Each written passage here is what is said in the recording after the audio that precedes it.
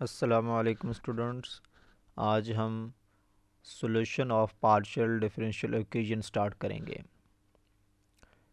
Partial differential equation का जो solution होता है वो एक फंक्शन होता है। पार्शियल डिफरेंशियल इक्वेशन का जो सॉल्यूशन होगा उसमें डेरिवेटिव इन्वॉल्व नहीं होता।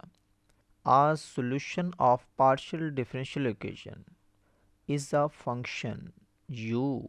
ये फंक्शन यहाँ पे u की बात की जा रही है। फंक्शन u भी हो सकता है, फंक्शन v भी हो सकता है, फंक्शन w भी हो सकता है।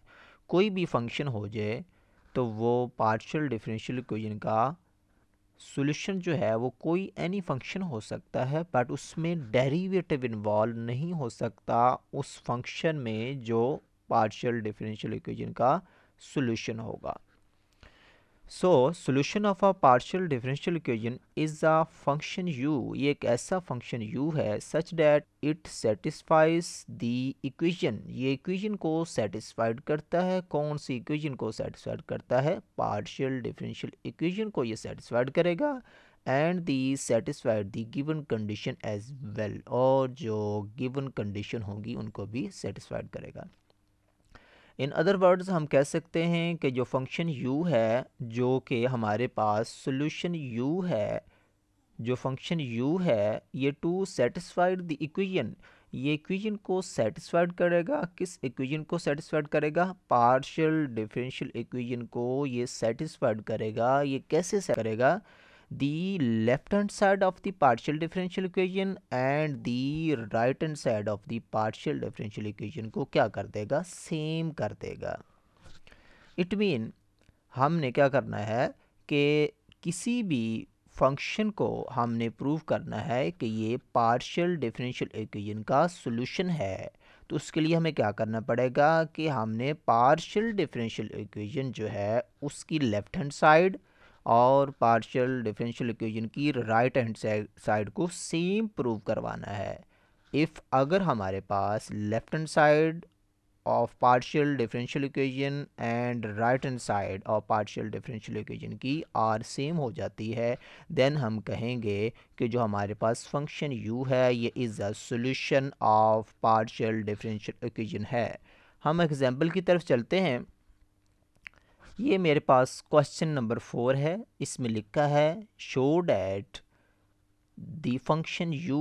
वो जो फंक्शन u है वो क्या है? उसमें x और t is a independent variable है। इक्वल टू क्या है? Sine x e raise to the power -4t is a solution of partial differential equation.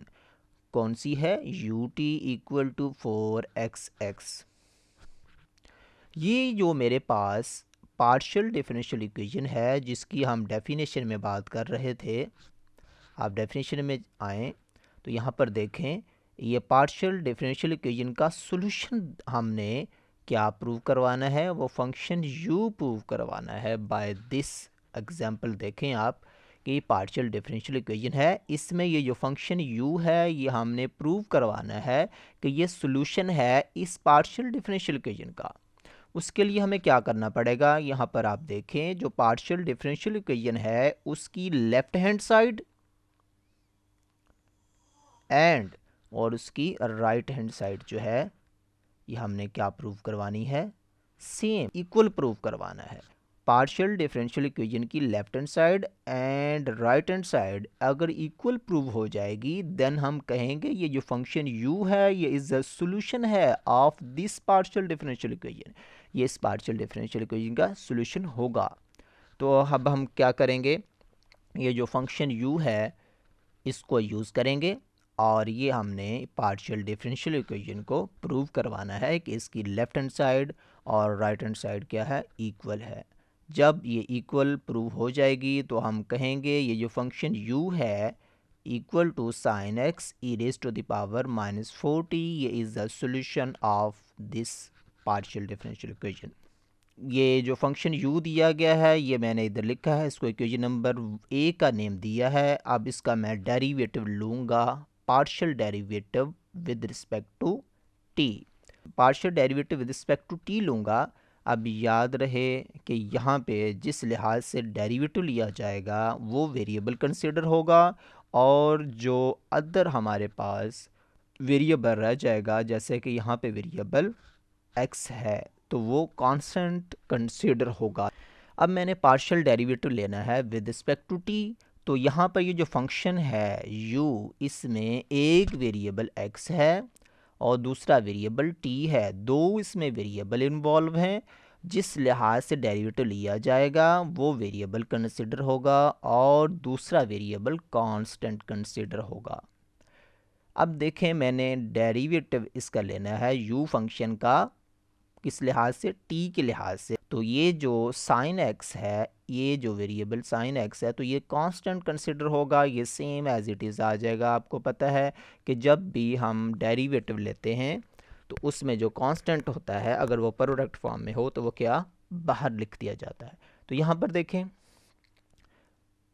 अब डेरिवेटिव इसका लिया जाएगा, जैसे कि इसका डेरिवेटिव क्या होता है, सबसे पहले function same as it is लिख दिया जाता है, जैसे कि मैंने ये लिख दिया है। उसके बाद जो पावर है उसका डेरिवेटिव लिया जाता है। इस पावर का डेरिवेटिव क्या होगा, -4t का, आपको पता है वो -4 होता है, वो मैंने लिख दिया। उसके बाद नेचुरल लॉग किसका लिया जाता है, वो बेस का लिया जाता है। यहाँ पर बेस क्या है, e है, तो उसका नेचुरल लॉग लिया। तो आपको पता है साइन e = 1 होता है, तो आफ्टर सिंप्लीफिकेशन हमारे पास रिजल्ट ut का क्या आएगा, -4 sin x e⁻⁻4t। इसको मैंने इक्वेशन नंबर 1 का नेम दिया है। अब देखें लेफ्ट हैंड साइड, आप देखें ut, उसका आंसर क्या आया है, ये -4 sin x e⁻⁻4t, जैसे कि मैं इसको नंबर 1 का नेम दे दिया है। अब राइट हैंड साइड में मुझे क्या चाहिए, u फंक्शन का 2 टाइम्स x के लिहाज से डेरिवेटिव लेना है और फिर 4 से मल्टीप्लाई करवाएंगे तो वो रिज़ल्ट ut के इक्वल आना चाहिए। तो मैं अब फंक्शन u, ये जो है, इसका पहले x के लिहाज से डेरिवेटिव लूँगा, फिर अगेन x के लिहाज से डेरिवेटिव लिया जाएगा। तो अब इस फंक्शन u का अब मैं क्या करूँगा, x के लिहाज से पार्शियल डेरिवेटिव लेता हूँ। ये देखें, मैंने x के लिहाज से जब इसका पार्शियल डेरिवेटिव लिया, ये जो हमारे पास e⁻⁻4t है, ये कांस्टेंट कंसीडर होगा। तो ये कांस्टेंट जो होगा, फिर मैंने इसको ऐसे ही सेम एज इट से लिख दिया है। तो डेरिवेटिव यहाँ किसका लिया जाएगा, साइन x का। तो साइन x का डेरिवेटिव क्या होता है, कोस x। ये देखें, मैंने कोस x लिखा हुआ है, ठीक है। अब उसके बाद फिर अगेन आपने इसका partial derivative with respect to x लेना है। अब with respect to x again लेंगे तो फिर हमारे पास ये e⁻⁻4t क्या होगा, कांस्टेंट कंसीडर होगा। तो फिर हम क्या करेंगे, कोस x का डेरिवेटिव लेंगे। वो कोस x का डेरिवेटिव क्या होता है, -sin x। तो ये हमारे पास u(x(x) = -sin x e⁻⁻4t हासिल हुआ। अब देखें राइट हैंड साइड में, देखें u(x(x) को 4 से मल्टीप्लाई करवाया हुआ है, तो इसलिए मैं इसको u(x(x) को ऑन बोथ साइड 4 से मल्टीप्लाई करवाऊंगा।